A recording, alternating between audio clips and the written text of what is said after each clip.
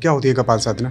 ये मुंड की साधना होती है, किसी चिता के ऊपर बैठ के साधना करना। तो क्या है वशीकरण? क्या सच में काम करता है ये? तो वशीकरण जिसको करवाना हो उसके कुछ रिलेटिव चीजों की जरूरत पड़ती है, जैसे कपड़ा हो गया, सर का बाल हो गया, पैर की मिट्टी हो गई। काल भैरव की साधना शमशान में होती है, और जब काल भैरव की साधना कंप्लीट हो जाती है, बाबा दर्शन देने के लिए आते हैं, वो भी उग्र रूप में।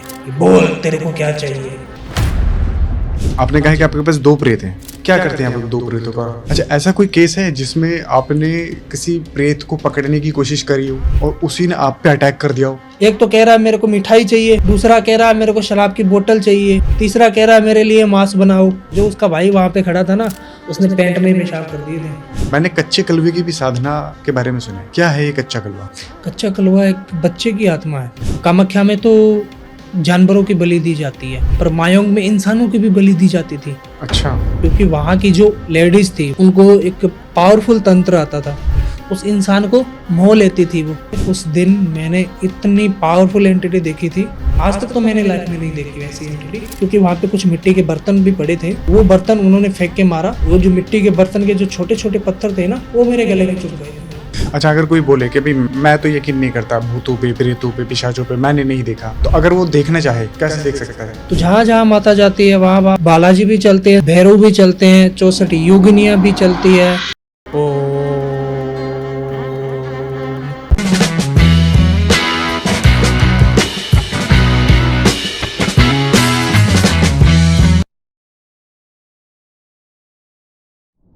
नमस्कार दोस्तों, मैं मोहित हाजिर हूँ आपके सामने फिर से एक नए एपिसोड के साथ। आप देख रहे हैं द मोहित टॉक शो। नमस्कार कृष्ण तांत्रिक जी। जय श्री महाकाल जी। जय श्री महाकाल, कैसे हैं आप? बढ़िया बढ़िया, महाकाल की कृपा। जय माँ कामाख्या। महाकाल। राजस्थान कैसा है? बहुत बढ़िया। आप राजस्थान से आते हैं? हाँ, मैं राजस्थान का हूँ, चूरू डिस्ट्रिक्ट का। चोरू डिस्ट्रिक्ट? हाँ जी। ठीक है। मैं ये पॉडकास्ट शुरू करने से पहले मैं गुरु मंत्र का जाप करना चाहता हूँ, ठीक है? ठीक है। हाँ जी। ओम गुरुर्ब्रह्मा गुरुर्विष्णु गुरुर्देव महेश्वरा गुरुर साक्षात परम ब्रह्म तस्मै श्री गुरुवे नमः। कृष्ण तांत्रिक जी, हमारी ऑफ कैमरा बात हो रही थी, हाँ जी। तब आपने मुझे बताया था कि आपने कपाल सिद्ध किया हुआ है। हाँ जी, अच्छा, और कौन सी सिद्धियाँ आपने की हुई है? मैंने कपाल भी सिद्ध किया हुआ है, एक काल भैरव की साधना भी की हुई है, और 2 प्रेत भी है जो अपने कंट्रोल में है, जिससे अच्छे अच्छे कार्य करवाते हैं। अच्छा, हाँ जी। मतलब आपने कपाल सिद्ध किया हुआ है, 2 प्रेत सिद्ध किए हुए, हाँ। और काल भैरव की साधना की हुई हाँ है। जी। हाँ जी। मैंने हाँ जी। बहुत सारी साधनाओं के बारे में सुना है, जैसे शमशान काली, काल भैरव, कच्चा कलवा, यक्षिणी, पिशाचिनी, पर ये कपाल साधना मैं पहली बार सुन रहा हूँ। क्या होती है कपाल साधना? ये मुंड की साधना होती है। इसमें 1 मुंड भी होता है, 5 मुंड भी होते हैं, 11 मुंड भी होते हैं, ठीक है? 1 मुंड की भी साधना होती है, 11 मुंड की भी साधना होती है, 5 मुंड की भी साधना होती है। जो साधना की जाती है शमशान में, जो 100 पे ये सिद्ध होता है। सबसे बड़ी तंत्र में है 100 साधना।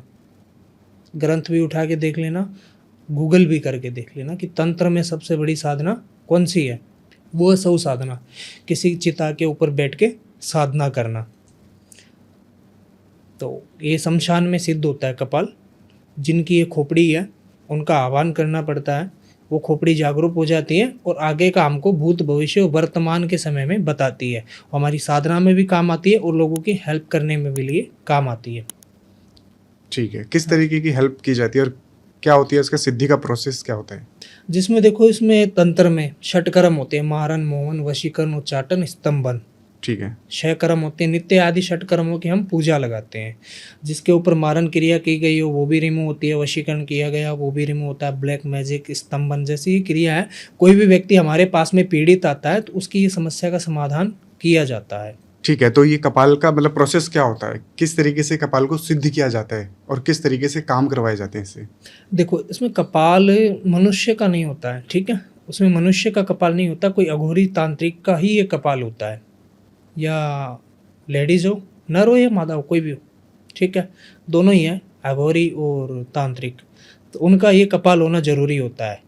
नॉर्मल व्यक्ति का हम कपाल लेके हम इस पे साधना नहीं कर सकते हैं, क्योंकि वो फिर नॉर्मल कपाल कोई काम का नहीं है। ठीक है। जो अघोरी और तांत्रिक होते हैं इनका पहले से कपाल बुकिंग हो जाता है, क्योंकि जो धरती पे आया उसको जाना एक दिन है। तो उसमें क्या होता है कि अब जैसे मेरे गुरु भाई है और मैं हूँ, तो हम में बुकिंग हुआ है। वो कहते हैं कि अगर तू पहले ख़त्म हो गया तो तेरा कपाल मैं लूँगा। अच्छा, ऐसे अगर हो? मैं कहा तो तेरा कपाल मैं लूँगा, तू ख़त्म हो गया तो पहले। अच्छा। हाँ, तो वो कपाल हम ले लेते हैं, क्योंकि जो उन्होंने अपनी लाइफ में जितनी साधना की है वो सारी माइंड में है, उस कपाल में। तो वो साधना भी हमको मिल जाती है, दूसरी हमारी भी पावर उसमें हम डाल देते हैं, और आगे जो हम साधना करते हैं वो भी इसमें रहती है। तो मतलब एक पावरफुल कपाल बन जाता है वो, जो आगे के लिए हमको बताता है। उसको साधना और सिद्धि प्राप्त करने के लिए, जैसे शमशान हो गया, शमशान बहुत तरीके के शमशान होते हैं। काला शमशान होता है, पीला शमशान होता है, जागरूक शमशान होता है, सोवा हुआ शमशान होता है, बहुत सारे शमशान के नाम हैं। तो वहाँ पे जाके ये कपाल सिद्ध किया जाता है, जिसमें जिसकी चिता जल रही है, जिसकी किसी की अकाल मृत्यु मौत हो गई है और उनके शव को उसके घर वाले जला के गए हैं, और वहाँ पे अर्धरात्रि 12 बजे से पूजा स्टार्ट होती है, जो 3 बजे तक चलती है कपाल की, वहाँ पे सिद्ध करने के लिए। तो वहाँ पे उस कपाल को जो डिमांड होती है, मीट मांस मदिरा आदि, इसको मीठे का भी भोग लगता है वहाँ पे, जो डिमांड करता है। और वहाँ पे कुछ ऐसे मंत्र होते हैं जिस मंत्रों का आह्वान करना पड़ता है। वहाँ पे पॉजिटिव और नेगेटिव एनर्जी दोनों आती है। अब हमको वहाँ पे कौन सी एनर्जी उठा के और उस कपाल पे लागू करनी है, जो कपाल हमारे कहने पे चले। तो ये होती है कपाल का प्रोसेस। ये कपाल का प्रोसेस हम बताने में तो आप ऑडियंस को और आपको ऐसा लग रहा होगा कि एक नॉर्मल सी चीज़ें हैं, पर इनको करने में समय बहुत लग जाता है। किस किस तरीके के हम इससे काम करवा सकते हैं? इसमें 6 कर्म करवा सकते हैं हम। अच्छा, जो 6 कर्म है तंत्र में, 6 के 6 कर्म कर सकते हैं हम इसमें। कर सकते हैं। और भोग क्या लेता है ये? भोग तो मीट मांस मदिरा। अच्छा, हाँ, ठीक है, ठीक है। षट कर्म की बात आई है, तो षट कर्म में होता है मारण, मोहन, वशीकरण, उच्चाटन और स्तंभन। हाँ जी, क्योंकि आप हैं वशीकरण के स्पेशलिस्ट, हाँ जी, तो क्या है वशीकरण? क्या सच में काम करता है ये? बिल्कुल करता है। अच्छा, और वशीकरण जिसको करवाना हो, उसके कुछ रिलेटिव चीज़ों की ज़रूरत पड़ती है, जैसे कपड़ा हो गया, सर का बाल हो गया, पैर की मिट्टी हो गई, ऐसी चीज़ों की ज़रूरत पड़ती है। किसी का 10 साल का रिलेशन होता है, 10 साल के रिलेशन में क्या होता है कि उनके साथ सब कुछ अच्छा बॉन्ड बन जाता है। एक हस्बैंड वाइफ जैसा रिलेशन होता है, मान के चलो, जैसे फिजिकल संबंध लोगों के नज़रियों में तो देखने के लिए बहुत बुरा है, पर तंत्र में उसका बहुत अच्छा भी है। और फिजिकल एक अच्छी है, चीज़ें अच्छी हैं, अच्छा माना गया है। हाँ, एक दूसरे में पावर ट्रांसफ़र हो जाती है, जैसे तो वो व्यक्ति किसी के ऊपर भी कभी भी कुछ करवा सकता है। क्या प्रोसेस होता है वशीकरण करने का किसी? वशीकरण करने का, जैसे मैंने कपड़ा वगैरह बताया आपको, अगर कोई अदर है जिनका फिजिकल नहीं हुआ है, हाँ, तो वो अपना कपड़ा, मतलब कोई रिलेटिव तो होना ज़रूरी है इसमें, पर उसका कपड़ा भी होना ज़रूरी है। तो इसका रहता है 11 से 21 दिन का प्रोसेस। ठीक है, ठीक है, कपड़े के ऊपर विधि की जाती है, शमशान में इनका हवन होता है, वशीकरण जो मंत्र है इनका जाप किए जाते हैं उनके नाम से, जिसके ऊपर कर रहे हैं। जिसके ऊपर कर रहे हैं उसका अमुक अमुक बोल के फिर उनका नाम लगता है, फिर वशीकरण मंत्र स्टार्ट होता है। ठीक है, हाँ जी। किसी पे भी किया जा सकता है? देखो, हर किसी पे तो नहीं होता है, पर जिनकी रिलेटिव चीज़ है या उनका अच्छा बॉन्ड है, हाँ, जैसे आप किसी को भी ले लो, हाँ, आपके परिवार में या आपके रिश्तेदारी में या आपके कोई रिलेशन ऐसा हो, जिसे किसी के ऊपर आप करवा सकते हो, जिनके साथ आपका रिलेशन है, आप उनके टच में हो। ऐसे तो आप फिर कह दो कि मैं कोई फिल्म इंडस्ट्री के ऊपर करवाना चाहता हूँ, दीपिका पादुकोण मेरे वश में हो जाए या सलमान खान वश में हो जाए, वो तो कैसे हो जाएंगे, है ना। तो इनमें कुछ चीज़ों की ज़रूरत होती है, उनका बॉन्ड भी होना ज़रूरी होता है, मिलना या कोई टच में या कोई परिवार से रिलेटेड, अच्छा, तब ये पावर होती है। ठीक है। अच्छा, अगर वशीकरण की बात करें तो वशीकरण के अंदर आता है, वशीकरण 3 प्रकार के होते हैं, मैंने सुना है भी।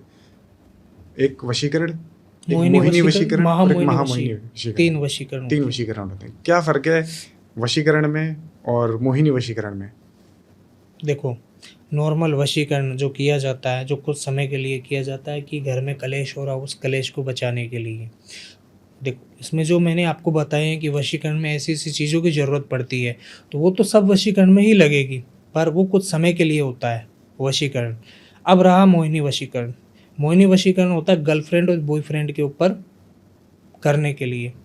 महामोहिनी वशीकरण है जो सबके ऊपर लगता है, किसी पे भी कर सकते हैं। किसी पे भी कर सकते हैं, ठीक है, पर वो उसमें कुछ चीज़ों की आवश्यकता होती है, जैसे इंद्रजाल हो गया, हत्ता जोड़ी हो गई, माँ कामाख्या का अम्बुवाची वस्त्र हो गया। अच्छा, इसमें ज़रूरत पड़ती है? हाँ, महामोहिनी वशीकरण में, क्योंकि वो प्रचंड वशीकरण है, अच्छा, बहुत पावरफुल वशीकरण। क्या प्रोसेस होता है, एक बार बताएंगे? इसका प्रोसेस तो देखो है तो लंबा इसका, ठीक है, पर मैं कुछ बताऊंगा तो ऑडियंस भी लेके बैठ जाती है। नहीं तो आप अगर 100% है तो आप 80% बता दीजिए। 100% है तो मैं आपको 50% ही बताता हूँ, क्योंकि 50% उनको मिलेगा नहीं और ऐसे वो बैठेंगे नहीं। ठीक है। क्योंकि देखो, आज मैं बता रहा हूँ और मेरे माध्यम से, मैं इस कैमरे के माध्यम से बता रहा हूँ, आपकी चैनल से माध्यम से, वो बैठ गए, फिर आपकी तरफ से ही फोन आया कि उसने ऐसा किया, ये हो गया, जी बिल्कुल। तो वो थोड़ा सही नहीं रहता है। नहीं, सही क्योंकि बात है। हम जो मंत्र तो आपको मिल जाएंगे, हम्म। वशीकरण के मंत्र आपको यूट्यूब पे भी मिल जाएंगे, किताबें भी मिल जाएंगी, पर वहाँ पे कुछ नहीं होगा, वो नहीं। मंत्र सही नहीं है, है ना, सही बात है। वो सही नहीं है। सही नहीं है। तो अब मैं वशीकरण, महामोहिनी वशीकरण की बात कर रहा हूँ, ठीक है, जिसमें एक तो हत्ता जोड़ी होती है, आपने देखी होगी शायद। हत्ता जोड़ी, हाँ देखा हाँ, है। हत्ता जोड़ी जैसे ऐसे हाथ बन के आते हैं, हम्म। वो एक हत्ता जोड़ी होती है। इंद्रजाल होता है जो समुद्र में पाया जाता है, जी। जो समुद्र का एरिया होता है वहाँ पे इंद्रजाल मिलता है, और इंद्रजाल की किताब भी आती है। महामोहिनी वशीकरण का कार्य है कि जिस किसी के ऊपर भी एक बार लग गया, तो उसको रिमूव करने के लिए 100 बार सोचना पड़ेगा। जिसने किया है या जिसने करवाया है, वो ही उसको आसानी से हटा सकता है, बाकी कोई व्यक्ति नहीं हटा सकता। अगर हटा भी रहा है तो उसको बहुत देख रेख से हटाना पड़ेगा, क्योंकि एक इंद्रजाल ऐसी चीज़ है, जो इंद्रजाल पाया जाता है ना, वो एक ऐसी चीज़ है, वहाँ पे जाल बना हुआ है, उस जाल में वो मंत्र, जैसे हम सुई में धागा कैसे पोते हैं और फिर उसको सील देते हैं, फिर उस धागे से वापस को, उस सुई को वापस नहीं लेके आते, वो सुई आगे ही निकलती, पीछे नहीं निकलती है। तो वैसे ही वो वशीकरण उस इंद्रजाल पे किया जाता है, इंद्रजाल के थ्रू उस व्यक्ति के ऊपर किया जाता है। तो इसका प्रोसेस रहता है 51 से 101 दिन का समय लगता है। जिसको करवाना होता हो सकता है उसको आना भी पड़े वहाँ पे, है ना। कुछ संकल्प भी होते हैं, कुछ आहुति भी लगती है, उपाय भी करने पड़ते हैं, कुछ चीज़ें भी ज़रूरत पड़ती है, कपड़ा वगैरह हो गया, हो सकता है अपने को गुड़िया भी बनानी पड़े इसमें, गुड़िया, ब्लैक कलर की। पर वशीकरण में गुड़िया? हाँ, वशीकरण में गुड़िया का तो रोल हर एक चीज़ में है ना, पर गुड़िया किस प्रकार बना रहे हैं हम, वो अलग अलग है। वाइट गुड़िया भी बनती है, रेड गुड़िया भी बनती है, ब्लैक गुड़िया भी बनती है, नीली गुड़िया भी बनती है, तो उन सब का अलग अलग रोल है उसमें। प्रोसेस नहीं बताया अभी आपने। प्रोसेस उसमें ये है कि देखो, अगर आप महामोहिनी वशीकरण करवा रहे हो तो उसमें शायद गुड़िया भी बनानी पड़े। उसका प्रोसेस 51 से 101 दिन का मैंने बताया। उसका सामान है जो तारापीठ से आता है, जिसमें सांप की केचुली, चमगादड़ की खाल, है ना, ऐसी ऐसी चीज़ों की ज़रूरत पड़ती है जो आपने सोची ही ना हो कि ऐसी भी होती है क्या। तंत्र एक हड्डियों से भी होता है, तंत्र एक मीठे से भी होता है, तंत्र एक पत्ते पे भी होता है। तो आप किस वे में करना चाहते हो वो आप जानो। ठीक है, सामान इकट्ठा कर लिया, अब आगे नेक्स्ट क्या करेंगे? सामान इकट्ठा कर लिया आपने, बैठ गए आप। उसका मंत्र होता है 12 से 3 बजे के बीच में। कहाँ बैठेंगे? आप शमशान में बैठ सकते हो, चौरस्ते पे बैठ सकते हो, वीरान हवेली में बैठ सकते हो, और जंगल में बैठ सकते हो। 4 ही ये जगह है जहाँ पे आप बैठ सकते हो।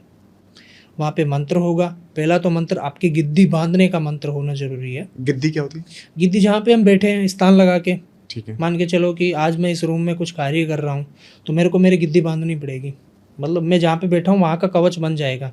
यहाँ पे कोई एनर्जी है तो वो मेरे ऊपर नहीं आएगी, मैं मेरी एनर्जी का यहाँ पे बैठ के इस्तेमाल कर सकता हूँ, मैंने मेरी एनर्जी को भेज सकता हूँ। पर यहाँ पे जो चीज़ें हैं वो मेरे ऊपर फ़र्क नहीं डाल सकती, चाहे जो को भी हो। वो होता है गिद्दी बांधने का मंत्र। प्रोटेक्शन हो गई, जिसको बोलते हैं प्रोटेक्शन, खुद की प्रोटेक्शन की। हम काम कर रहे हैं तो हमारे ऊपर कोई नुकसान नहीं है, वो प्रोटेक्शन हो गई। गिद्दी बांधने के मंत्र के बाद में आगे जो सामान हम लेके आए हैं वो सामान पहले से ही ठीक तरीके से लगा देना, कौन सी चीज़ कब उठानी है, और फिर एक एक चीज़ उठा के अग्नि में आहुति देनी है वशीकरण के नाम से। अमुक अमुक बोल के फिर उस व्यक्ति का नाम लेके फिर महामोहिनी वशीकरण का मंत्र उच्चारण करना है। ठीक है। तो ये कंटिन्यू करना होता है। कितने दिन तक? 51 से 101 दिन तक। 51 दिन में तो काम कंप्लीट हो जाता है। बाकी का जो प्रोसेस है, किसी व्यक्ति को 51 दिन से पहले रिस्पांस मिलना स्टार्ट हो जाता है, किसी को 51 दिन से बाद मिलना स्टार्ट होता है। पर वो जब तक 101 दिन कंप्लीट नहीं होते तब तक पूरा रिस्पांस नहीं मिलता है। 101 दिन कंप्लीट हो गए, वो व्यक्ति सोते उठते खाते पीते नहाते धोते कुछ भी सब कुछ उसी के माइंड में रहेगा, मेरे को उससे मिलना, उसी के पास में रहना है। वो इतना पावरफुल होता है। आप उसको कहोगे ना कि तू जा तेरे घर वालों से इतने ले आ, वो ले आएगा। तो उसके एक काम कर, ये मेरा दुश्मन है, इसके 2 चांटे लगा दे, वो दूध चांटे लगा देगा। अच्छा। हाँ, वो सामने खड़ा नहीं दिखेगा कि ये कौन सी पोस्ट पे है, हम्म। वो आपके कहने पे कुछ भी कर सकता है, अच्छा। इतना पावरफुल होता है। 51 दिन लग जाते हैं। 51 दिन में वो पूरे तरीके से उसे वश में हो जाएगी, सामने वाला चाहे जो भी हो। हाँ, अभी आपने एक ड्रम का केस देखा होगा, काट के ड्रम में डाल दिया। हाँ, देखा। वहाँ पे पंचमुंड की साधना का आकृति बनी हुई थी उनके घर के रूम में। पंचमुंड की आकृति साधना की आकृति बनी हुई थी। अच्छा। वहाँ पे एक प्रेत सा बनाया हुआ था। अच्छा। आप उनकी कभी फोटो में देखना, जो उनका घर है उस घर पे बनाया हुआ एक आकृति बनाई हुई है। और जो पंचमुंड की साधना में ऐसी आकृति बनाई होती है, एक वशीकरण नहीं है तो क्या है। अच्छा, ये वशीकरण किया हुआ है?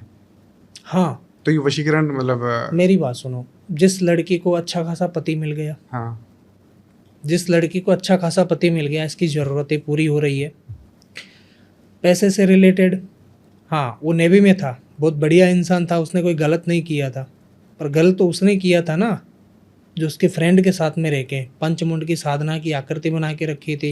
एक वशीकरण या ब्लैक मैजिक, उसको जो भी मान लो, क्योंकि मैं पूरी डिटेल में जानकारी नहीं देना चाहता हूँ यहाँ पे।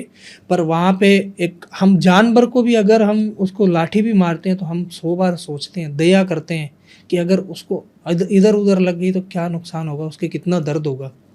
एक व्यक्ति को काट के ड्रम में डाल दिया, वो कौन कर सकता है? सही बात है। नॉर्मल काम नहीं है ये, नहीं है। मतलब एक हृदय है ना, दिला देने वाली बात है ये, हम्म। कि किसी को काट के टुकड़े करके ड्रम में डाल दी। सही बात है। एक इंसान तो कर ही नहीं सकता नहीं है, कर सकते। एक राक्षस कर सकता है, बिल्कुल। क्योंकि उसको दया नहीं है। तो गुरुजी, अब जैसे आपने मुझे बताया था शुरू में, आपने करी है भैरव साधना। हाँ जी, अब भैरव बाबा अलग अलग रूप है। हैं, जैसे काल भैरव है, असितांग भैरव है, रूरू भैरव है, बटुक भैरव है। बटुक भैरव है। और आपने कौन से भैरव की साधना की है? काल भैरव की। काल भैरव की कैसे की जाती है? काल भैरव की काल साधना भैरव की साधना शमशान में होती है, जिनमें 40 दिन का टाइम लगता है उनकी साधना करने के लिए। फिर वो जब आते हैं तो धरती गूंजने लग जाती है। जब वो साधना अपनी कंप्लीट होती है, जैसे ही साधना पहले तो साधना आसानी से कंप्लीट नहीं होती, क्योंकि उससे पहले भैरव बाबा के कई रूप आते हैं। अच्छा। हाँ, वो डराने के लिए भी आते हैं, धमकाने के लिए भी आते हैं। वो देखते हैं कि ये मेरे शिष्य है, ये मेरा चेला है, तो ये मेरे योग्य है, ये वो डर के भाग जाएगा, तो वो डराने के लिए भी आते हैं वहाँ पे। अब वो डर के भाग जाएगा तो वो तो साधना में सफल नहीं होगा, हाँ, सही बात है ना। ये मेरे साथ, खुद के साथ हुआ है ऐसा। अच्छा, आपके साथ हुआ है? हाँ, हुआ है। वहाँ पे वो हर चेहरा दिखा देंगे आपको, क्योंकि काल भैरव है, वो तो भूत प्रेतों में साथ में ही रहते हैं। उनके तो मतलब शक्तिशाली, उनसे भी शक्ति ज़्यादा काल भैरव की, जिनको साधना प्राप्त होती है तो भूतों प्रेत। अब मेरे साथ में ऐसा हुआ था कि मैं काल भैरव की साधना कर रहा था वहाँ पे, तो साधना के समय में काल भैरव के जो वहाँ पे भूत और प्रेत, उनकी अलग अलग आकृतियाँ, मतलब उनका डरावना चेहरा, और सोच नहीं सकते हो। आपके साथ क्या अगर हुआ? आप हो ना तो वहाँ पे छोड़ के भाग जाओ। इतना डरावना चेहरा, धमकी भरे मैसेज, ये हो जाएगा, वो हो जाएगा, ऐसे कर दूंगा, वैसे कर दूंगा, फाड़ दूंगा तेरे को, तेरा खून पी जाऊंगा, ऐसी ऐसी पावर को वो भेजते हैं काल भैरव की साधना में। और जब काल भैरव की साधना कंप्लीट हो जाती है, बाबा दर्शन देने के लिए आते हैं, तो उस समय शमशान में जहाँ पे छोटे छोटे कंकर होते हैं, तो वहाँ पे 1-1 फीट वो ऊपर उछलने लगते हैं, वहाँ पे गूंज होने लगती है, धम धम, जैसे ही काल भैरव आते हैं। अच्छा। और वहाँ पे जो कुत्ते भौंकने लग जाते हैं, मोर पक्षी आवाज़ करने लग जाते हैं, फिर काल भैरव आते हैं। अच्छा। वो भी उग्र रूप में, कि बोल तेरे को क्या चाहिए, अच्छा। तो किस लिए बुलाया मेरे को, क्या काम, क्या विजय प्राप्त करना चाहता है। तो काल भैरव कितने दिन में सिद्ध किए जा सकते हैं? देखो, काल भैरव 41 दिन की ये साधना होती है, पर वो उस व्यक्ति के ऊपर होती है कि मैं उनको 41 दिन में सिद्ध कैसे करूं। अब जैसे मन की भावना बताता हूं, मैं मेरी बता देता हूं, मेरे ऊपर लेके बताता हूं, किसी और के ऊपर क्यों लेते हैं। अब मेरा काम कुछ और है, ठीक है, मैं माला जाप कर रहा हूँ, गुरु का मंत्र ले लिया मैंने, भैरव का मंत्र ले लिया, भैरव का मंत्र ले रहा हूँ, मेरे माइंड में कुछ और चल रहा है। आज यार मेरे साथ में ये हुआ था, हमको तो माला निकालनी, कोई बात नहीं, साथ साथ में मंत्र चल रहे हैं, मन से मंत्र चल रहे हैं और दिमाग से वो दोस्त वाली बातें चल रही है, वहाँ पे वो साधना नहीं होगी। व्यक्ति को सब कुछ छोड़ के साधना में बैठना पड़ेगा, साधना और सिद्धि में ही ध्यान लगाना होगा। ठीक है। ठीक है, तब जाके वो 41 दिन में कंप्लीट होती है। ठीक है। क्या तरीका है, सही तरीका साधना करने का काल भैरव की? सही तरीका काल भैरव की साधना करने के लिए एक तो तेल और बाकड़े बनते हैं, भैरव बाबा के बाकड़े चढ़ाए जाते हैं। बाकड़े समझ गए हो? नहीं। बाकड़े जैसे एक हम मान के चलो बाजरी हो गई या गेहूँ मान लो आप, उनको उबाल देते हैं। उबालने के बाद उसमें चीनी डाल देते हैं, गाय का देसी घी डाल देते हैं, उनका भोग लगता है।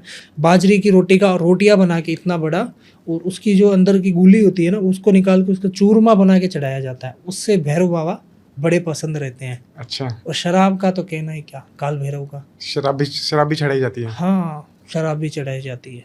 तो भोग लगाने को तो हम कुछ भी, मतलब आप अपनी मन से लगा रहे हो ना।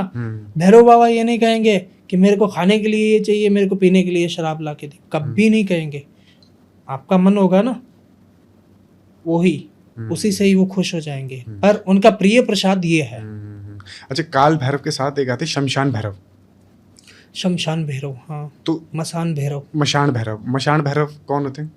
उनके रूप 52 रूप हो गए ना, जैसे 52 भैरव। हाँ। उनके 52 रूप है। हाँ। 52 रूप को अलग अलग नाम से पहचाना जाता है। ठीक है। सबसे मेन है जो बटुक भैरव। ठीक है। सबसे मेन है बटुक भैरव, फिर काल भैरव, ऐसे ऐसे करके भैरव बाबा के नाम है। ठीक है। तो अब जैसे शमशान भैरव है, हाँ तो जी। शमशान भैरव की जो साधना है वो शमशान में ही होती है? शमशान भैरव की भी साधना, इनके उग्र रूप होते हैं। ये उग्र रूप भैरव हैं। के जो उग्र रूप होते हैं वो शमशान में पूजे जाते हैं। जो शांत रूप होते हैं वो मंदिर में पूजे जाते हैं। जैसे काला भैरव और गोरा भैरव। हाँ। गोरा भैरव आप मंदिर में पूजो, शमशान में नहीं पूज सकते हो। अच्छा, ठीक है। काल भैरव को ही शमशान में पूज सकते हो, हम्म। वो शमशान की एंटिटी है। अच्छा, शमशान में तो और भी बहुत तरीके की सिद्धियां की जाती है। अब जो तांत्रिक बैठते हैं, क्योंकि आप तांत्रिक हैं, हाँ जी। तो तांत्रिक जो शमशान में बैठे होते हैं और किस किस प्रकार की सिद्धियां ले रहे होते हैं? वो उसमें देखो 64 योगिनियाँ हैं, जिसमें करण पिचासनी भी सिद्ध कर सकते हैं, योगिनियाँ भी सिद्ध कर सकते हैं। माता की सिद्धि तो बहुत बाद में एंड में प्राप्त होती है। मैंने क्या कहा था, आगे हनुमान जी चलते हैं, योगिनियाँ चलती है, भैरव चलते हैं, पहले उनको मनाना पड़ता है, फिर माता की सिद्धि करनी होती है। पहले क्या करते हैं तांत्रिक, भैरव की साधना करते हैं, फिर 64 योगिनियों की साधना करते हैं, फिर माता काली को पसंद करते हैं। अब 64 योगिनियों में करण पिचासनी भी ले लो, ऐसी बहुत है ये योगिनियाँ जो आपका कार्य सफल बना सकती है। जो वशीकरण से रिलेटेड हो या तंत्र के कोई भी छठ कर्म से रिलेटेड हो या भगवान से कांटेक्ट जुड़ाने में, क्योंकि जो रूप होता है घोरी का वो स्वयं महाकाल का रूप होता है। महाकाल शमशान में ही विराजमान होते हैं, उनका वो प्रिय स्थल है। जैसे कोई आपकी फेवरेट जगह होगी तो वैसे महाकाल की फेवरेट जगह शमशान ही है। तो अघोरी तांत्रिक वहाँ पे ये साधना पहले जरूरी है उनकी लाइफ में। योगिनियों की या भैरव की इनकी साधना पहले जरूरी है, क्योंकि जिस पावर को आप उठा के जो काम करवा रहे हो भूत और प्रेतों को, वो उन्हीं के ही कंट्रोल में रहते हैं। प्रेत होते हैं ना, जो प्रेतों की भी एक सरकार होती है, उनको बुलाया जाता है प्रेतराज सरकार के नाम से। अगर कोई प्रेत को, आप किसी एंटिटी को वहां से उठा रहे हो तो पहले प्रेतराज को पूछो, वहां से आदेश आएगा, फिर वो एंटिटी आपके पास में आएगी। उनका भी मेन हेड होता है।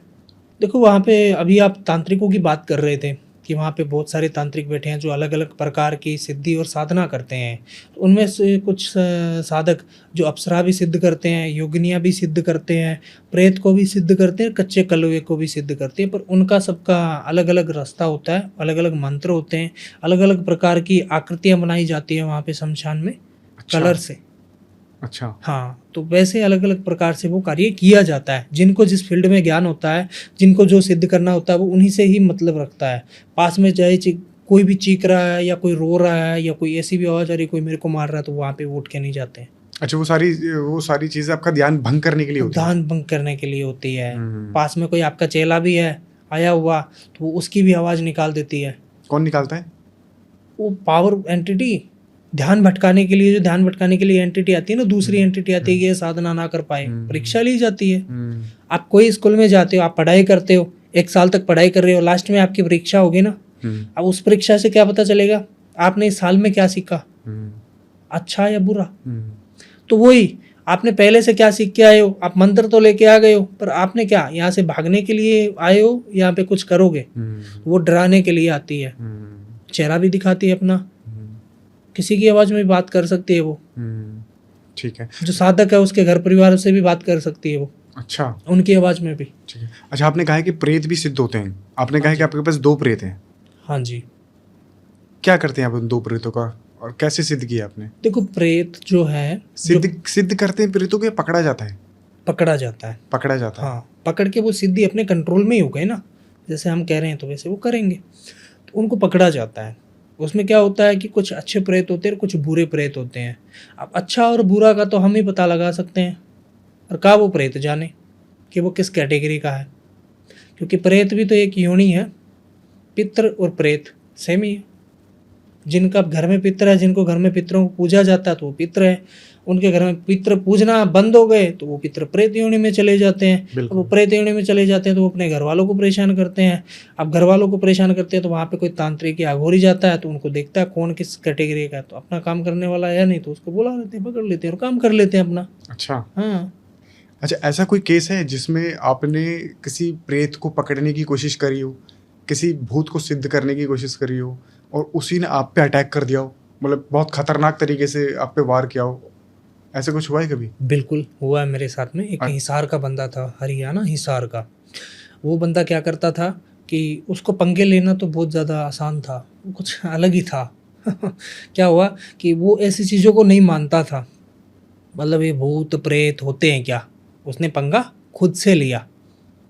क्यों लिया कि वहाँ पे जहाँ पे उसके नेयर बाय गाँव का चौरस था, उसके सामने ही इसका शमशान घाट लगता था। तो वहाँ पे उन्हीं के गांव के कुछ तांत्रिक थे, तो वो प्रेत किसी के उतारे थे वहाँ पे। वो प्रेत आए थे वैसे बेंगलोर से, बेंगलोर का वहाँ पे उनके पास में बंदा आया था, उन तांत्रिकों के पास में। उन प्रेतों को उतार के उन्होंने और चौरस्ते पे डाल दिया। और उस बंदे की क्या खासियत थी कि वो जैसे कोई उतारा देख लिया या कोई तंत्र से रिलेटेड सामान देख लिया ना, वो कुछ नहीं समझता था। वहाँ से कुछ खाने की चीज़ तो उठा के खा लेता था, और नहीं खाने के तो उसको फेंक देता था वहाँ से। अच्छा, उन चीज़ों को छेड़ता था? हाँ, छेड़खानी कर लेता था वो। तो उस समय क्या हुआ कि वो काफ़ी समय से कर रहा था। मैंने उसको पूछा था वहाँ पे जाने के बाद में कि ये कैसे हुआ, तो उसने बताया मेरे को कि ये ऐसे ऐसे हुआ था मेरे साथ में।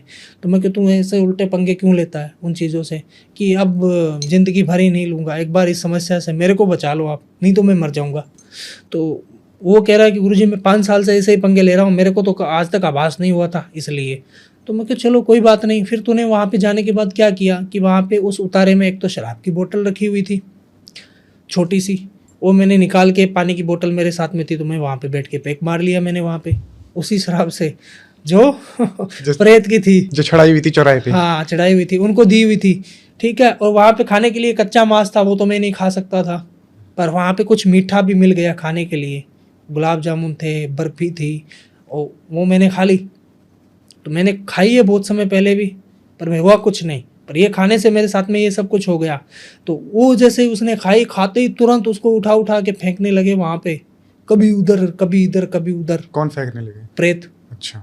उसको फेंकने, अगर आपकी चीज़ को कोई गुस्सा कर रहा है, आपकी ये खाने की चीज़ है और आपको मैंने दी है, और वहाँ पे कोई दूसरा बंदा आएगा और वो खा के चला जाएगा, या वो आपको वहीं पे मिल जाएगा तो कहाँ पे, वो वहीं पे बैठा है, और वो वहीं पे बैठा है, आपसे इजाज़त लेने के बगैर वो खा के चला गया, तो आप उसके साथ क्या करोगे? आप अच्छे तो हो ही नहीं।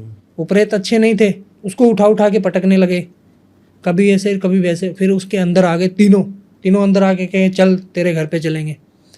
अब घर पे जाने के बाद में उन्होंने डिमांडें करनी शुरू कर दी, क्योंकि उनका तो काम ही यही है, उनका खाना दिया हुआ था वो तो वो खा गया, अब उनको खाने के लिए चाहिए। तो वो वहाँ पे गया घर पे जाने के बाद में उनके घर वालों से वो व्यक्ति खुद डिमांड करे, क्योंकि उसके शरीर के अंदर प्रेत था। तो घर वालों को तो पता नहीं था, क्योंकि घर वालों को ऐसा पता नहीं था कि हाँ ये शराब तो पीता है, मीट मांस मदिरा भी खाता है, पर आज ही ऐसे क्यों कर रहा है।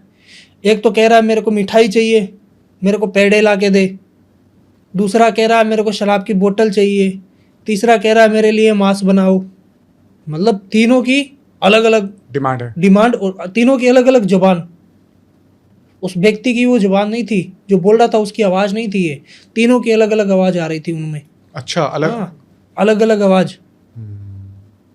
फिर इन्होंने दिया खाने के लिए, वो खा के शांत, फिर तांडव शुरू। फिर किसी को मारना, किसी को पीटना, बच्चे को कूटना, सर भिड़ाना, ये करना वो करना। अच्छा, ऐसे कर रहा था? हाँ, ऐसे कर रहा था। फिर उन्हीं के ही एक घर में लेडीज़ थी, शायद उनकी भाभी थी, मेरे को इतना पता नहीं है क्योंकि बहुत साल पुराना ये हो गए समथिंग 3 साल के समथिंग तो हो गए इस केस को। तो वो मेरे पॉडकास्ट देखती थी, ठीक है, पहले मेरे पॉडकास्ट भी देखती थी और मेरे से जुड़ी हुई थी, मेरे पिताजी के समय से जुड़ी हुई थी।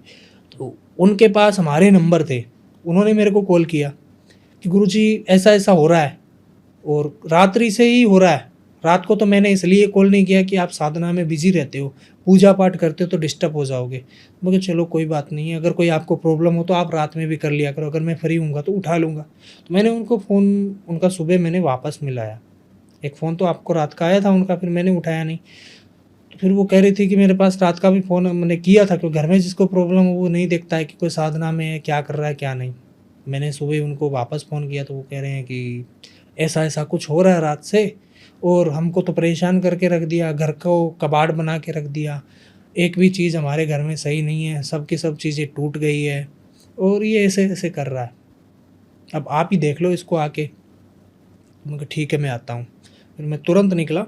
हमारे गांव से 350 से 400 किलोमीटर का ये सफ़र है, चूरू से 300 किलोमीटर लगा लो आप, ठीक है। तो मैं गाड़ी लेके गया वहाँ पे, और मैं मेरे कुछ सामग्री लेके गया उनको कैद करने की, उनको आह्वान करके बुलाने की। तो वहाँ पे मैं जाके उनके जहाँ पे चौक है, हर घर में चौक तो होता है, वेड़ा, वहाँ पे मैंने ईंटें मंगवाई उनसे, हवन बनवाया, कुछ सामान भी मंगवाए। फिर उस बंदे को सामने बिठाया, जो जो वो डिमांड कर रहे थे मैंने उनको घर वालों से पूछ लिया कि रात से ये क्या डिमांड कर रहे हैं, वो सारा सामान मंगवा लिया। सामान में क्या क्या होता है? सामान में जैसे वो डिमांड कर रहे थे मेरे को खाने के लिए चाहिए तो कुछ मीठा, पहनने के लिए कपड़ा, उनके लिए सिगरेटें, मीट मांस, मदिरा, मीठा, सब कुछ। भोग है? हाँ भोग, सब कुछ दिया, वहाँ पे ला के रख दिया। और मैं कि अब उसको बुला, कौन है वो। तो उसने जैसे ही हवन पे बैठा तो वो तुरंत आ गए, तीनों आ उसी गए? में। हाँ, उनको पता चल गया तांत्रिक तो आया हुआ है, और चलो तीनों आ गए कि तीन है तो क्या बाल बांका करेंगे। आपको एक 3 बंदे साथ में मिल जाए आप क्या करोगे? कुछ नहीं ना, कुछ नहीं, भागना पड़ेगा। भागना पड़ेगा। मैं वहाँ से नहीं भागा। अच्छा। मैं कोई बात नहीं, आज इनसे निपटेंगे, देखेंगे क्या करते हैं ये, जो होगा देखेंगे। उनके घर वालों को मैंने सबको कह दिया आप चले जाओ, इसको छोड़ दो, जो नहीं डरे एक उसको छोड़ दो। तो उनका बड़ा भाई था, वो कहता मैं नहीं डरूंगा। मैं कहा ठीक है, तो तू वहाँ पे बैठ जा चुप करके, कुछ नहीं करना है, तू चुपचाप बैठा रहे। कभी वो कुछ मांग रहा था मैंने दे दिया, कभी वो कुछ मांग रहा था मैंने दे दिया। फिर भी बस में नहीं आ रहा तो पकड़ के मैंने सड़ लगाई उसके। मारा आपने? हाँ मारा उसको, मारा तो तुरंत निकल के बाहर आए और फिर डराने लगे। जो उसका भाई वहाँ पे खड़ा था ना, उसने पैंट में पेशाब कर दिए थे देख के। अच्छा। हाँ, उसने पैंट में पेशाब कर दिए थे, और मैंने कंट्रोल करने के वक्त पे कभी ये सामान उठा के फेंकते हैं, कभी वो सामान उठा के फेंकते हैं। तो मतलब ऐसी क्या हरकत थी कि मतलब ऐसा हो गया? वो कंट्रोल में नहीं आना चाहते थे ना, उनको पता था वश में हो जाएंगे तो इसके कहने पे चलना पड़ेगा। हम अपनी मनमर्जी कर रहे हैं, हम जो डिमांड कर रहे हैं हमको मिल रही है, फिर तो हमको ये आधा भूखा रखेगा तभी हमारी डिमांडें पूरी होगी, क्योंकि ये तो डिमांड पूरी नहीं करेगी, कंट्रोल में आ जाएंगे तो 3 है। इसलिए वो मैंने उनको कंट्रोल में करने के लिए 12 घंटे लगे मेरे को पूरे। अच्छा। हाँ, मैं दोपहर में गया था, पहुंच गया था उनके घर पे 12 बजे के समथिंग। मैंने तुरंत हवन स्टार्ट किया और रात को 12 बजे कंट्रोल में आए वो। उस समय उस दिन मैंने इतनी पावरफुल एंटिटी देखी थी, आज तक तो मैंने लाइफ में नहीं देखी वैसी एंटिटी। क्योंकि वहाँ पे कुछ मिट्टी के बर्तन भी पड़े थे, और वो बर्तन उन्होंने फेंक के मारा दीवार पे, और उस दीवार के जस्ट मैं पास में ही बैठा था। तो वो जो मिट्टी के बर्तन के जो छोटे छोटे पत्थर थे ना, वो मेरे गले में चुभ गए, देख लो। अच्छा, ये जो निशान है उसी चीज़ के हैं? हाँ, उसी चीज़ के निशान है, आज तक भी मेरे निशान है वो। और वो आज भी प्रेत मेरे से ही डिमांड करते हैं वो, कि मेरे को कुछ उनको देना होता है, अमावस पूर्णिमा को कुछ खाने के लिए देना होता है, वो कार्य सिद्ध कर देते हैं, ठीक है।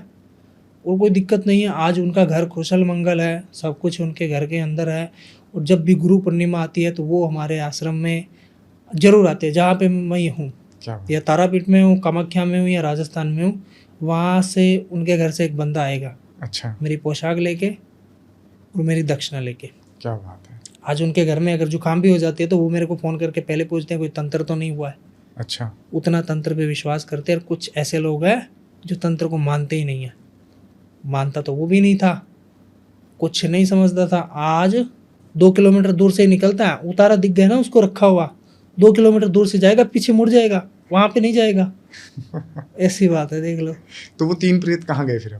वो 3 प्रेत, उसमें से एक प्रेत था, उसका तो टाइम हो गया जाने का, उसको तो मैंने आज़ाद कर दिया। बाकी बचे 2 प्रेत, वो मेरे कब्ज में है, कंट्रोल में है, क्योंकि वो प्रेत बहुत खतरनाक है। आज भी आपके पास है? आज भी मेरे पास में है। आज इसलिए मेरे पास में है कि मेरे पास में बहुत सारी एंटिटी आती है, पर आज तक उससे ज़्यादा शक्तिशाली मैंने प्रेत नहीं देखा, क्योंकि मैं उस प्रेत को भेजता हूँ काम करने के लिए, वो काम करके आ जाता है। मेल है फीमेल है? मेल है। मेल है। हाँ मेल है। वो प्रेत, मैं उस प्रेत को भेजता हूँ तो वो हर कार्य सिद्ध करके आ जाता है। किस तरीके के काम करवाते हैं आप? जैसे वशीकरण रिमूव के हो गए, मारन क्रिया का हो गया, उच्चाटन का हो गया, इन सबको रिमूव करने के लिए उसको भेजता हूँ तो वो रिमूव कर देता है वहाँ से, क्योंकि वहाँ पे भी एक एंटिटी होती है। पावर से पावर ही लड़ सकती है, हम नहीं लड़ सकते हैं, क्योंकि जो मेरे पास में प्रेत है वो बहुत पावरफुल है। ठीक है। तो वो उनको मार के भगा देता है वहाँ से। अच्छा, आपने काल भैरव की साधना भी की हुई है? हाँ जी, हाँ जी। तो मुझे ऐसा लगता है कि अगर आपने काल भैरव की साधना की है तो आपको प्रेतों की जरूरत क्यों पड़ गई अपने काम कराने के लिए? क्योंकि काल भैरव तो खुद एक इतनी बड़ी शक्ति है, इतनी पावरफुल शक्ति है, उनका आशीर्वाद ही सामने वाले की समस्याओं को समाप्त करने के लिए काफ़ी है, तो प्रेत की जरूरत क्यों पड़ गई आपको? तो कुछ छोटे मोटे काम के लिए हम काल भैरव जी को थोड़ी भेजेंगे, और हमारी औकात ही क्या है भेजने की?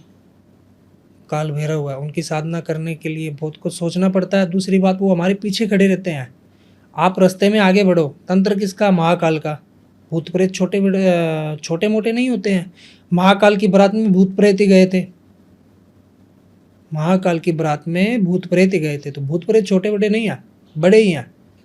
उसमें साधना की क्या जरूरत होती है कि हम जो कोई भी साधना कर रहे हैं, हम सिद्धियां कर रहे हैं, तो उसमें एक पावरफुल एनर्जी अपने पास में होनी जरूरी है, वो भी पॉजिटिव एनर्जी। जिसका है वो तो नेगेटिव एनर्जी है। जिस भूत प्रेत को कंट्रोल में कर रहे हैं वो तो कुछ समय बाद चली जाएगी, उसका टाइम आ जाएगा तो छोड़ना पड़ेगा। काल भैरव की एक ऐसी साधना जो लाइफ टाइम तक चलती है, जब तक जो तांत्रिक खत्म नहीं हो जाता तब तक चलती है। वो अपने साथ ढाल बन के खड़ी रहती है। अगर कितनी भी पावरफुल एंटिटी आ जाए तो हमको नुकसान नहीं पहुंचा सकती है। वो पकड़ने को तो वो एंटिटी मेरा गला भी पकड़ सकती थी, पर उसने भींत पे ही मारा। क्यों?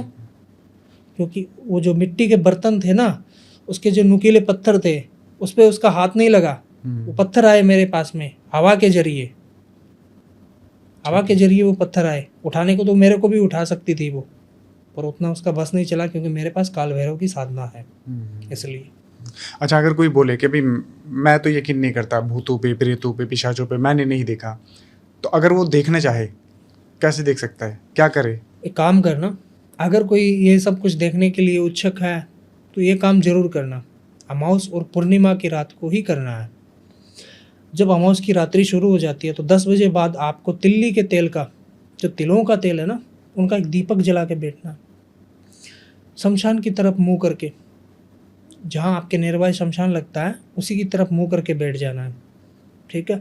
और वहाँ पे कोई भी एंटिटी का आह्वान कर लेना है कि जो कोई भी है मेरे को दर्शन दे। आपके लिए खाने के लिए ये सब कुछ रखा है। क्या रखा होता है भोग में? कुछ भी रख सकते हो, जैसे मीठा भी रख सकते हो, मांस भी रख सकते हो। मीठे में क्या? मीठे में कुछ भी। मीठे में जैसे सबसे तो प्रिय है कि है, आप वाइट चीज़ की जितनी आप बनाओगे, जैसे खीर हो गई, पेड़े हो गए या कलाकन हो गए, ऐसी चीज़ें रखोगे तो वो ज़्यादा आएगी। ब्लैक कलर की तो अवॉइड ही कर देना, ठीक है। अगर आप मांस रखोगे तो उससे जल्दी आएगी। और शराब की बोतल रखोगे तो वो शराब की बोतल और मांस आप दोनों रख दोगे तो वो जल्दी आ जाएगी। अच्छा। तो हाँ, 10 बजे से 3 बजे के पहले पहले आपको दर्शन देगी आके। आपको आह्वान एक ही करना है कि जो कोई भी मेरे पास में एंटिटी है, भूत हो, प्रेत हो, पिचासनी हो, वो आके ये भोग ले। अच्छा। हाँ जी, आह्वान करना है। और कपड़ा तन पे नहीं रखना है लंगोट के सिवा। अच्छा, लंगोट में बैठना है? लंगोट में बैठना है, या अंडरवेल में बैठ सकते हो लंगोट नहीं है तो। तुरंत देगी दर्शन आके, पर पता नहीं दर्शन देने के बाद में आपके साथ में क्या करे। मार सकती है? वो आप जिम्मेदार, क्या आप तो बुला रहे हो उसको। अगर उसकी भूख नहीं मिटी तो वो तो फिर करेगी अपना इलाज तो। अच्छा। हाँ। अच्छा, भूत प्रेतों की बात हो रही है, तो कैसे किसी पे, मैंने सुना है कि किसी के ऊपर भूत भी छोड़े जाते हैं, प्रेत छोड़े जाते हैं, तो ये कैसे काम करते हैं? देखो, ये किसी के ऊपर छोड़े भी जाते हैं, और जिनके पितृ होते हैं वो प्रेत बन जाते हैं, तो वो वैसे भी पीछे हो जाते हैं। कुछ घर में ऐसी नेगेटिव ऊर्जा होती है उससे रिलेटेड आ जाते हैं, या कोई लड़की या कोई लड़का। सबसे ज़्यादा तो आपने सुना होगा कि लड़कियों के ऊपर ये पावर ज़्यादा असर करती है, ज़्यादा हैवी हो जाती है। उसमें क्या होता है कई बार कि लड़कियाँ किसी फ्रेंड की शादी हो उसमें चली जाती है, बाल खुले करके जाती है, सेंट वगैरह लगा लेती है, वहाँ से कुछ मीठा खा लेती है, या कुछ गलत समय पे किसी का आह्वान कर लेते हैं। जैसे किसी का नाम लेके ना बुलाना हो और सीधे ही कह देना किसी को आ जा, तो वहाँ पे वो व्यक्ति तो आ ही रहा है, तुम जिसको बुला रहे हो उसके साथ में और भी आ रहा है कोई जिसको आपको पता नहीं है, अच्छा।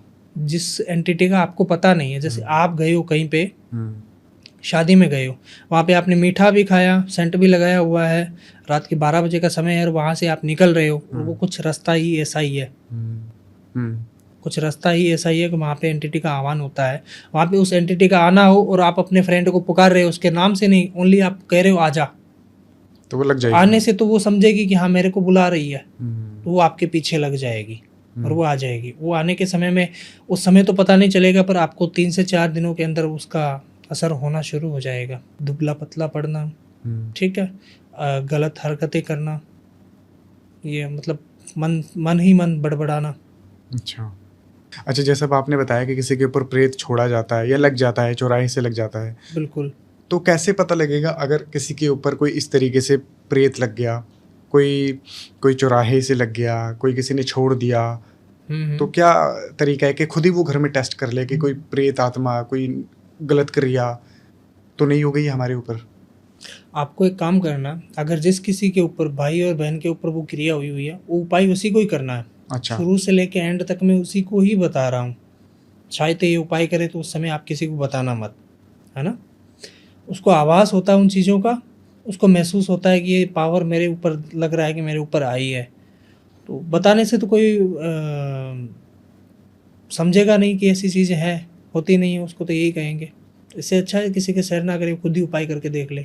उपाय करने के बाद नेगेटिव असर आता है या पॉजिटिव असर आता है, तो उससे आपको पता लग जाता है कि है या नहीं है। तो आपको एक काम करना है, अमावस्या और पूर्णिमा के दिन आपको घर में थोड़ी सी बाटकी में हल्दी डाल लेनी है, ठीक है। एक लाल चंदन आता है, लिक्विड आता है, या आप लाल रोली भी ले सकते हो उसमें, अगर लाल चंदन नहीं मिल रहा तो आप रोली भी ले सकते हो। वहाँ पे आपको एक केला और एक नींबू लेके आना है, ठीक है। एक नींबू के 2 कट कर लेने हैं, एक केले के 2 भाग कर लेने हैं, ठीक है। नींबू के ऊपर तो आपको हल्दी का बनाना है पाउडर और लगा देना है, और केले के ऊपर आपको रोली का पाउडर बना के लगा देना जहाँ से कटिंग किया है। अब एक केले को एक नींबू को जॉइंट कर देना, एक केले को और एक नींबू को जॉइंट कर देना है। दूसरा केला और आधा नींबू है, आधा केला आधा नींबू है, जो आपको रास्ते में चौरस्ते पे रख के आ जाना है 7 बार सर के ऊपर एंटी क्लॉक घुमा के।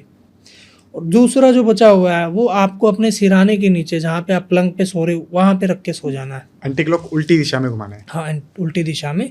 पहले तो उसको आधे को घुमाना है आके, और फिर वापस आके उस आधा वो केला और नींबू बचा हुआ है उसको एंटी क्लॉक नहीं घुमाना है, क्लॉक वाइज घुमाना है, सीधा सीधा घुमा के उसको अपने पील, जहाँ आपका बेड बना हुआ है उस सिराने के नीचे रख लेना है। फिर उससे आपको पता क्या चलेगा, पता है क्या? 12 घंटे के अंदर अंदर वो दोनों चीज़ें अगर काली पड़ जाएगी तो आप समझ लेना वो प्रेत आपके पास में है और आपके ऊपर हैवी है। अच्छा। हाँ। तो सड़ नहीं जाएगा 12 घंटे में? तो वैसे ही सड़ जाएगा। 12 घंटे में नहीं सड़ेगा। केले का छिलका आप रख दो, धूप में रखोगे तो तब सड़ेगा वो, पर नींबू कैसे सड़ेगा? नींबू काला कैसे हो जाएगा? नींबू काला नहीं होता आसानी से। अच्छा। आप कभी भी ट्राई करके देख लेना, एक नींबू के 2 भाग करके आप 12 घंटे के लिए रख देना। और आप नींद कब तक लोगे? पूर्णिमा के दिन आप 9 बजे आप ये उपाय करोगे, रात को 9 या 10 बजे के समथिंग, और सुबह आप 6 बजे उठ जाओगे। तो जब तक सो रहे हो तब तक ही उनको देखना है, सोने के बाद उठ के देख लेना है। ये नहीं हो कि आपको नींद नहीं आ रही है और आप रात को उठा के फिर देख लो कि काला हुआ है या नहीं हुआ है। तो वो चीज़ें देख लेनी है सुबह उठ के। अगर पूरा ही ब्लैक हो गया तो ये समझो कि बहुत ही ज़्यादा पावरफुल एंटिटी है। अच्छा। जो साया है, साथ नहीं छोड़ रही है, कहीं वो मौका देख रही है गलत करने का, और वो नॉर्मल पड़ रहा है काला, तो उसमें समझो कि कुछ एनर्जी है जो हमारा पीछा ही कर रही है। हमारे ऊपर कोई गलत क्रिया नहीं है की हुई, वो हमारा पीछा ही कर रही है, तो हमको कोई हानि नहीं पहुंचा रही है, और वैसे का वैसे ही पड़ा है। तो फिर ये समझो कि ऐसे ही अपने को कोई आभास हुआ है। ठीक, ये नॉर्मल सी बातें हैं। ठीक है। अच्छा, शमशान में अब जैसे अलग अलग तरीके की साधनाएं होती है, कोई यक्षिणी कर रहा है, कोई करुण पिशाचिनी कर रहा है, कोई अप्सरा कर रहा है। हाँ जी। मैंने कच्चे कलवे की भी साधना के बारे में सुना है। क्या है ये कच्चा कलवा? कच्चा कलवा एक बच्चे की आत्मा है। बच्चे की आत्मा? बच्चा भगवान का रूप होता है। हाँ, सुना होगा आपने। हाँ। कच्चा कलवा कहीं पे भी जा सकता है। अच्छा। मंदिर, मस्जिद, गुरुद्वारा, कहीं पे भी। अच्छा, उसको रोकने वाला कोई नहीं है। क्या होता है ये थोड़ा? उसमें ये होता है कि किसी का बच्चा जैसे डिलीवरी के वक्त में ख़त्म हो गया, वो मर गया है, या वो 7 साल से पहले पहले ख़त्म हो गया है वो बच्चा। हमारे हिंदू धर्म में 9 साल से पहले पहले दाग संस्कार नहीं किया जाता, उसको मिट्टी दी जाती है, दफनाया जाता है। पर कच्चा कलवा होता है वो 7 साल का ही होता है। 1 से लेके 7 साल तक का बच्चा होता है, वो कच्चे कलवे की साधना हो जाती है। अच्छा, 7 साल के बाद में वो कोई काम का नहीं है कच्चे कलवे में। तो छोटा बच्चा होता है, जैसे मान के चलो आप, हम इतना बड़ा क्यों ले रहे, छोटा ही ले लो। किसी औरत डिलीवरी के समय पे उसका बच्चा ख़त्म हो गया, बच्चा ख़त्म होने के बाद में उसके घर वाले दफनाने के लिए आ गए शमशान में। शमशान में उसको दफनाते वक्त हमको कोई भी व्यक्ति मान लो जो कच्चे कलवे की साधना करना चाहता है, तो उसको पता चल गया कि आज एक बच्चा आया हुआ है और उसको नीड है कि एक बच्चा आए, मैं उसकी साधना करूं। तांत्रिक करते हैं ये? हाँ, तांत्रिक ही करते हैं, अघोरी तांत्रिक करते हैं कच्चे कलवे की साधना। अच्छा, जिसके पास पावर हो ऑलरेडी पहले से, वही करते हैं। तो फिर वो बच्चे को वहाँ पे पहले जहाँ पे उसको दफनाया हुआ है वहाँ पे दीपक वगैरह लगाते हैं। दीपक लगाने के बाद में कुछ उसके लिए खाने के लिए लेके आते हैं, वहाँ पे हवन करते हैं, उसका आह्वान करते हैं, फिर उस बच्चे को निकालते हैं बाहर, दफनाए हुए बच्चे को बाहर निकालते हैं। बाहर निकाल के उसको रखते हैं, रखने के बाद उसको हल्दी लगाते हैं, रेड कलर का सिंदूर लगाते हैं बच्चे की बॉडी पे? हाँ, बच्चे की बॉडी पे सिंदूर लगाते हैं, उसको अच्छे कपड़े पहनाते हैं, ठीक है, पूरा नए कपड़े खरीद हाँ, के नए कपड़े खरीद के उसको पहनाते हैं, उसको कुछ खाने के लिए देते हैं। फिर उनको जो डिमांड पूरी करनी है कि अपने को ये कंट्रोल में होना चाहिए, ये कच्चा कलवा अपने कंट्रोल में होना चाहिए, तो फिर वो क्या करते हैं, उस बच्चे के थोड़ा सा कट लगा के शरीर पे, बॉडी पे कट लगा के अपनी चीज़ उसमें कुछ डाल देते हैं, अपनी चीज़ें कुछ उसमें डाल देते हैं सिद्ध की हुई, तो वो बच्चा उसके कंट्रोल में हो जाता है। 11 दिन के अंदर अंदर वो आके सामने खड़ा हो जाता है फिर बच्चा? हाँ, आत्मा Physical- खड़ी हो जाती है उसकी। अच्छा, आत्मा खड़ी होती है। आत्मा खड़ी हो जाती है, बॉडी तो चली गई है, उसकी आत्मा खड़ी हो जाती है, वो सिद्ध हो जाता है, फिर उससे अच्छे अच्छे कार्य करवा सकते हैं। तो जैसा आपने बताया कि उस बच्चे को कब्र से निकालते हैं, हम्म, आत्मा सिद्ध होती है, तो उसकी जो बॉडी होती है वापस? जो कच्चा कलवा होता है उसकी बॉडी निकाल लेते हैं, बॉडी निकालने के बाद में उस पर कट लगा देते हैं, कुछ अपनी रिलेटिव चीज़ें उसमें डाल देते हैं, डालने के बाद उसको वापस दफना देते हैं। और वहाँ से जैसे ही उनके घर वाले दफना के गए थे, उस प्रक्रिया से दफना के उसको और वहाँ पे छोड़ देते हैं कि सुबह शाम अगर कोई उसके घर वाला चेक करने के लिए आए, वहाँ पे कोई कुत्ता बिल्ली उस बच्चे को निकाल के ना लेके गए हो, तो वो परफेक्ट वैसा ही मिले। अच्छा, वैसे वापस कर देते हाँ, हैं? वापस कर देते हैं, क्योंकि रिलेटिव चीज़ उसमें डल चुकी है, उसका आह्वान हो गया, उसको जिस चीज़ों की डिमांड थी उसकी पूरी कर दी गई है। अब बाकी बचे 11 दिन। 11 दिन के अंदर अंदर वो जो बच्चे की आत्मा है वो उसको आके दर्शन देती है। अच्छा, हाँ, वो उसको आके दर्शन देती है कि बोल तेरा क्या काम सिद्ध करना है। तांत्रिक से? हाँ, क्या काम सिद्ध करना। अगर वो किसी भी काम को, चाहे वो सही हो या गलत हो, उसको वो कहेगा तो कच्चा कलवा करेगा। क्या क्या काम करवा सकते हैं? कुछ भी, कुछ भी? मारण भी? कुछ भी करवा लो, वशीकरण? कुछ भी करवा लो, अच्छे बुरे सारे काम? सारे काम। तो जब जिस तांत्रिक ने उस कच्चे कलवे को सिद्ध कर लिया, अगर वो तांत्रिक जब मर रहा है या जब उसका अंतिम समय आ रहा है तांत्रिक का, तो क्या अपनी वो जो सिद्धि है किसी और को शिफ्ट करनी होती है? देखो, वो तो कोई इस सिद्धि के लायक हो तब तो वो शिफ्ट करके जाता है, नहीं तो उसके साथ सिद्धि भी नष्ट हो जाती है खत्म होने के हाँ, बाद मतलब में। क्या होगा अगर तांत्रिक ही चला गया तो? अगर उसको क्या तांत्रिक होगा? चला जाता है, देखो उसमें तांत्रिक को तो कभी, जैसे मैं तांत्रिक हूँ या और भी बहुत सारे तांत्रिक हैं, वो तांत्रिक जैसे चला जाता है तो उसकी सिद्धि वहीं पे नष्ट हो जाती है। कुछ तांत्रिक ऐसे होते हैं कि हाँ, हम हमारी पीढ़ी को सिखा के जाए तो हमारा भी नाम हो उसमें कि उन्होंने ये चीज़ें सिद्ध की थी और ये सब कुछ हुआ है, तो वो ट्रांसफ़र करके चले जाते हैं कुछ समय, क्योंकि उनको आभास हो जाता है, मृत्यु का आभास उनको 10 दिन पहले हो जाता है कि हम जाने वाले हैं। अच्छा। अब हमारे मृत्यु का समय आ गया है। तो उस समय अगर वो किसी को ट्रांसफ़र करते हैं तो कर देते हैं, पर वो जाते प्रेत योनि में ही है। अच्छा, जो तांत्रिक होते हैं वो प्रेत योनि में ही जाते हैं, क्योंकि उन्होंने अपनी लाइफ में भूत और प्रेतों से ही काम करवाया और उन्हीं को ही पूजा है, तो वो ही खुद ही प्रेत योनि में ही जाएंगे। अच्छा, वो भी प्रेत में ही जाएंगे? बिल्कुल। क्योंकि उनकी साधना और सिद्धि इस प्रकार की रही है। हाँ, शमशान की रही है तो वो शमशान में ही रहेंगे। ठीक है, ठीक है। हाँ मतलब जी। उन्हें पहले ही पता लग जाता है कि हम जाने वाले हैं, तो तभी उससे पहले वो ट्रांसफर कर जाएंगे। ट्रांसफ़र कर देते हैं। आपने कच्चे कलवे को सिद्ध करने की कोशिश नहीं करी? नहीं, अपने को ज़रूरत ही नहीं, हम किसी का बुरा थोड़ी कर रहे हैं। हमारे पास 2 प्रेत, काल भैरव की साधना, कपाल काफ़ी है। जो इंसानी कपाल है ना, जी। वो काफ़ी है। उससे आप सारे काम करा लेते हैं? उससे आप सारे काम हो जाते हैं। हम काम जिनको ज़रूरत होती है, जिनको नीड होती है, हम उन्हीं के ही करते हैं। बाकी तो हमारे पास हज़ारों फ़ोन आते हैं और 20-20 फ़ोन कर देते हैं, फिर भी हम नहीं उठाते किसी का। अच्छा। जिसको ज़रूरत होती है उसका उठा लेते हैं और फिर कहते हैं गुरुजी 20 फ़ोन कर रहे हैं, 50 फ़ोन कर रहे हैं, उठा क्यों नहीं रहे। अच्छा। ऑडियंस बहुत आती है, बहुत सारी ऑडियंस को नीड है। किसको पॉजिटिव है तो किसी को नेगेटिव भी है। सही बात है। हाँ जी, 5 उंगलियां एक सार नहीं होती है, सब छोटी बड़ी होती है। तो सभी व्यक्ति एक जैसे नहीं होते हैं, सबका अलग अलग दिमाग होता है। हाँ जी, सही बात है। कामाख्या में काला जादू हम्म, इसका गढ़ माना जाता है। बिल्कुल। ज़्यादातर तांत्रिक का वहाँ पे जाना रहता है और बलि प्रथा वहाँ पर बहुत होती है। बलि प्रथा तो मंदिर जब शुरू सुबह सुबह खुलता है 6 बजे, एक बलि पहले लगती है। अच्छा। हाँ, एक दोपहर में लगती है, एक शाम को लगती है। वो तो मंदिर वालों की तरफ से लग रही है, पंडित की तरफ से। पंडित हाँ, खुद बलि देते हैं? पंडित ही देते हैं वहाँ पे बलि। तो मंदिर के सामने जस्ट बलि का स्थान बनाया हुआ है। वहाँ पे आप कभी भी मंदिर में जाओगे ना, तो वहाँ पे भैंसों की, बकरों की आवाज़ आती रहेगी। अच्छा। हाँ, तो वहाँ पे जैसे सुबह सुबह मंदिर के जब पट खोलते हैं, एक बलि पहले, एक बलि दोपहर में, एक बलि शाम को। वो तो पुजारियों की तरफ से लगती है। और बाकी भक्त कितने आते हैं दिन में, ये अंदाज लगा लो आप। मैंने सुना है बकरे की, भैंसे की, कबूतर की हाँ और मुर्गे की बलि दी जाती है। हाँ, कबूतर की भी लगती है वहाँ पे। कबूतर की भी बलि लगती है, मुर्गे की भी बलि दी जाती है। और इंसानों की? इंसानों की तो बहुत पहले बलि दी जाती थी, जब राजा महाराजा का टाइम था। मैंने सुना है कि एक वहाँ पे एक मेला लगता है, उस दौरान बहुत सारे तांत्रिक, बहुत सारे अघोरियों का वहाँ पे जमावड़ा लग जाता है।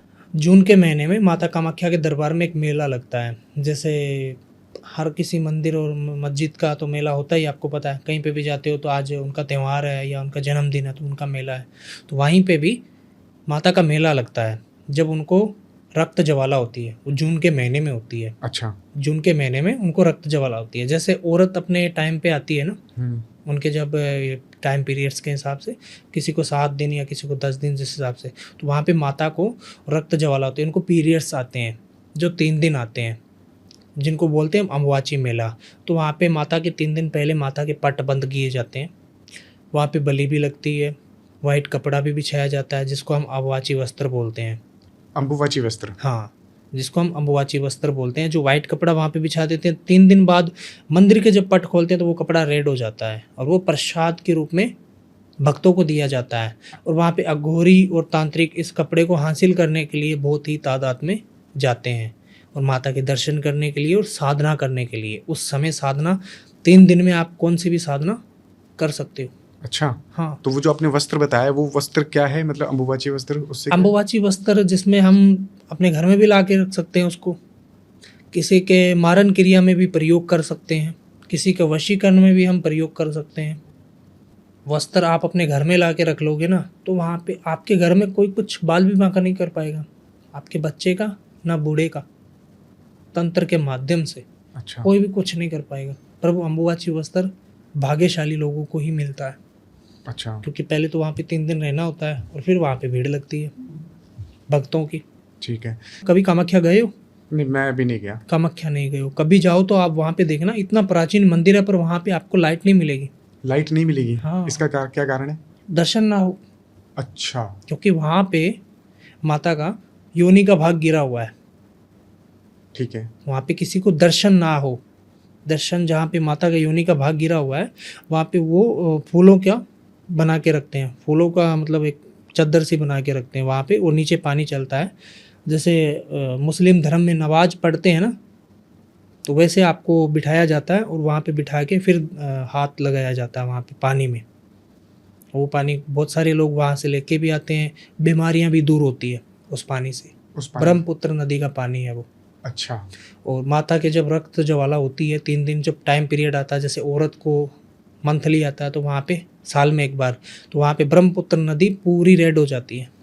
अच्छा, उन 3 दिन के लिए? हाँ, उन 3 दिन के लिए ब्रह्मपुत्र नदी रेड हो जाती है। और माता के स्थान पे जो वाइट कलर का कपड़ा बिछाते हैं वो रेड हो जाता है। वो रेड हो जाता है? वो रेड हो जाता है। वो कपड़ा फिर यंत्र मंत्र तंत्र में हम किसी भी काम में इस्तेमाल कर सकते हैं उस कपड़े को। अच्छा। आपने शायद कामाख्या का ही नाम सुना होगा, पर कामाख्या के पास में एक मायूंग गांव और है, आपने नाम सुना होगा कभी? हाँ, मैंने नाम तो सुना है। हाँ नाम सुना होगा। तो पर वहाँ पे एक बलि की प्रथा थी, आपको शायद पता होगी। नहीं, मैं मेरे को नहीं पता। आपको नहीं पता। नहीं। कामाख्या में तो जानवरों की बलि दी जाती है हाँ। आज भी, पर मायोंग में इंसानों की भी बलि दी जाती थी अच्छा। पहले के समय में। हम्म। वहाँ पे इंसानों की भी बलि दी जाती थी, क्योंकि वहाँ की जो लेडीज थी, वहाँ की जो औरत थी, उनको एक पावरफुल तंत्र आता था।